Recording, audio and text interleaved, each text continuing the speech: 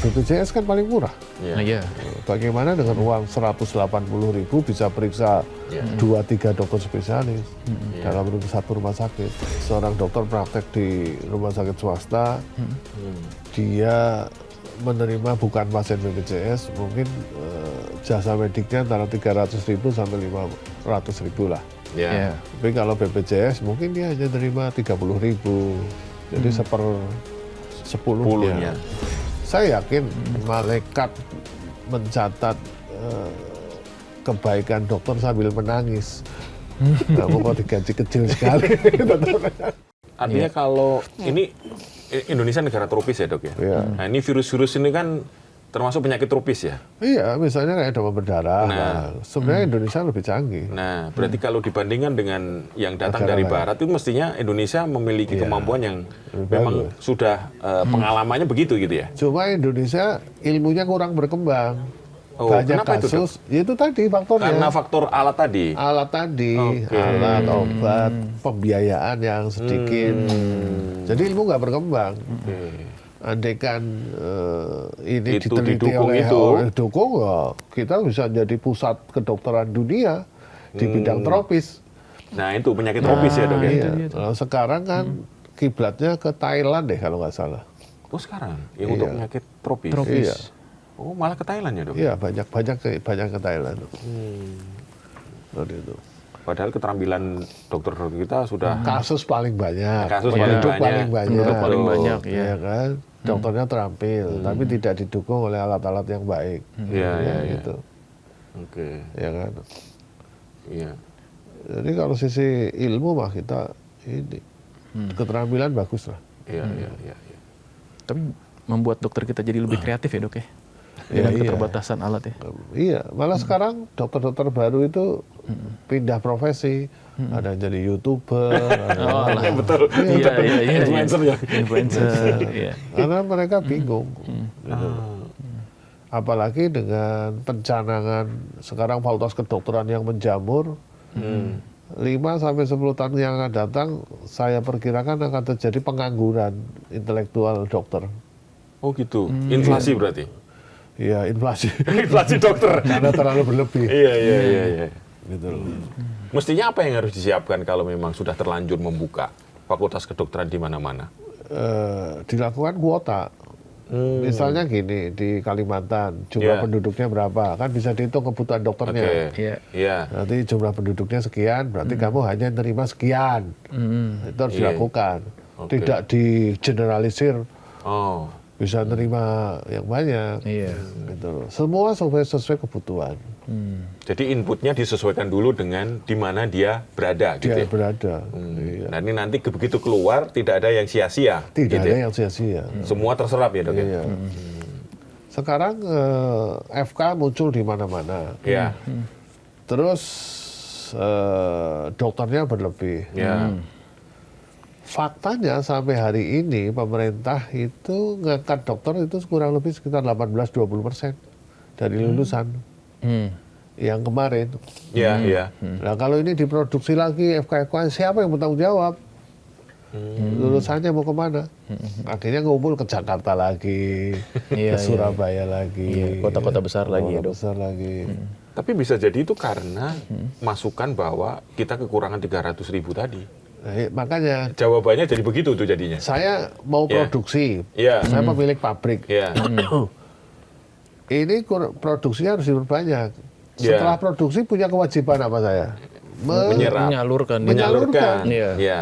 Nah ini dibiarkan. Hmm. Akhirnya terjadi penumpukan. Penumpukan. Iya. Kalau saya hitung sih idealnya ya rasio dokter tuh 1:3.000 lah. Gitu. Kalau BPJS malah 1:5.000.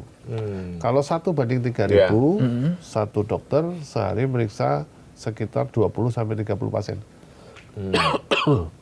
Itu ideal ya, Ya. untuk kondisi sekarang. Ya, tapi kalau yang 1:1.000 sehari memeriksa 4 pasien. 8 jam dibagi 4, berarti satu pasien 2 jam. Intens banget itu dok. Intens banget, tapi bayarannya berapa kan gitu Iya, kan. iya. Balik lagi ya. Di BPJS sekarang berarti Income-nya berapa ya dok? di bawah UMR jadi nanti. Iya. Iya, iya, iya. Gitu. Oke. Ini Ya. situasinya memang ini ya, Iya. jelimet ya dok. Intinya ya itu tadi, kalaupun ada pembiayaan baik, alokasinya juga harus bagus. Pertama SDM dulu, distribusikan. Kita menghitung ya untuk mendistribusikan 1.000 dokter spesialis ke daerah-daerah terpencil itu hanya membutuhkan uang 2 triliun per tahun. Gitu loh. Dokter spesialis ya itu ya? Iya, itu kecil. Oh iya. Kalau 4.000 kan berarti 4 triliun. Kecil banget Pak. Iya. Kecil sekali. Tapi ada nggak alokasi anggarannya kan gitu. Iya. Masalahnya di situ ya. Kalau alokasi anggaran buat beli alkes bertriliun-triliun kan tetap aja distribusinya timpang. Iya. Yang penting tuh SDM-nya berarti. Iya. Tapi kalau dilihat Indonesia ini potensi kalau kata dokter tadi gitu, kita bisa jadi negara besar dengan jumlah dokter yang mumpuni, terus kemudian kualitasnya juga bagus gitu. Itu kira-kira bisa tercapai nggak dok ke depan itu?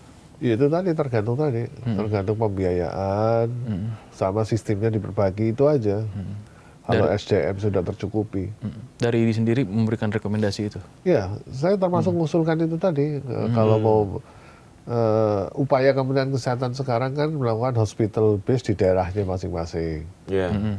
Tapi kan nanti 5 tahun lagi baru panen. Kalau yang sekarang gimana? Oh. Ya kan?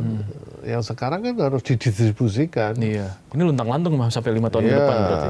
kosong kan. Berarti kan 2.000 dokter spesialis ke 2.000 titik. Hanya 4 triliun nggak besar. Nggak besar. Nggak besar. Untuk kesehatan masyarakat nggak besar itu ya? Sangat sangat kecil. Iya. Gitu loh. Tapi jumlah dokter spesialis kita memang cukup banyak juga. Cukup ngumpul di Jakarta, kota-kota besar. Ngumpul di Jakarta. Ya, Jakarta ini kan sudah 1:300. Dokter spesialis mungkin ada sekitar kelebihan sekitar 3.000-an lah. 3.000-an. Iya. Tapi saya jarang lihat dokter umum dok.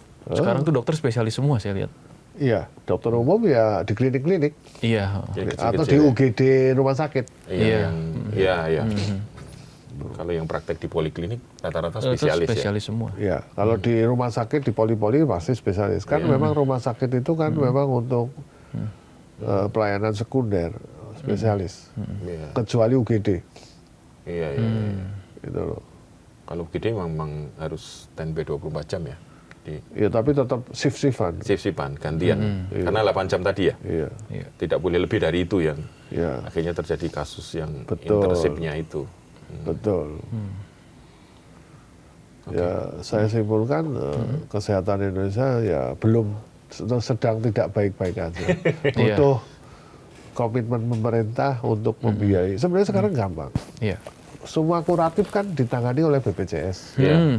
Sebagian besar. Iya. Iya. BPJS dibikin sehat. Suntik 50 triliun lagi atau 100 triliun lagi kan. Udah selesai. Urusan kuratif. Kuratif itu ngobati. Tinggal Tindakan. promotif preventif. Iya. Promotif preventif baru itu diselesaikan. Jadi sebenarnya dengan adanya BPJS, kalau BPJS-nya sehat, itu separuh pekerjaan kesehatan udah selesai. Iya. Iya. Tinggal promotif preventif, puskesmas kembalikan ke Fungsinya. fungsinya, kan gitu. Tapi- udah selesai.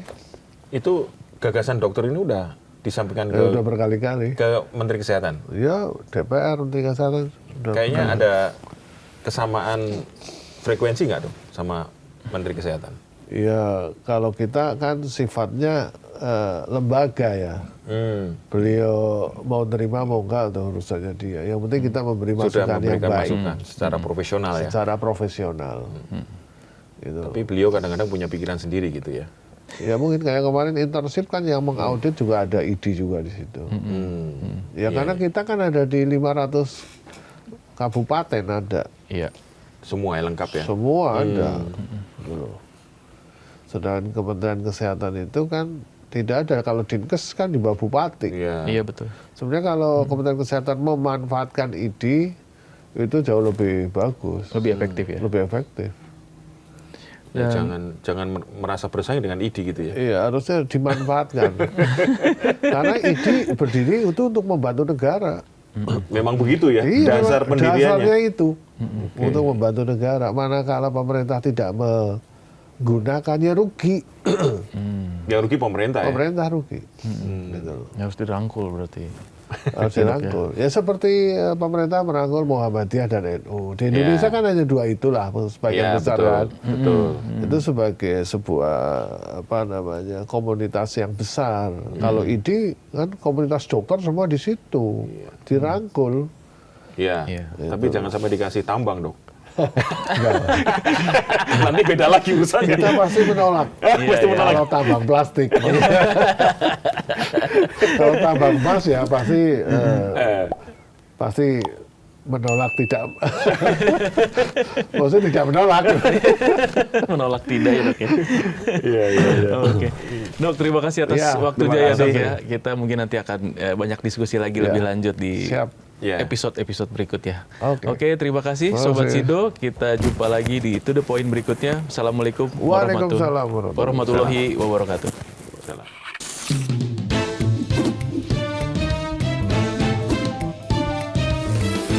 To the point aja.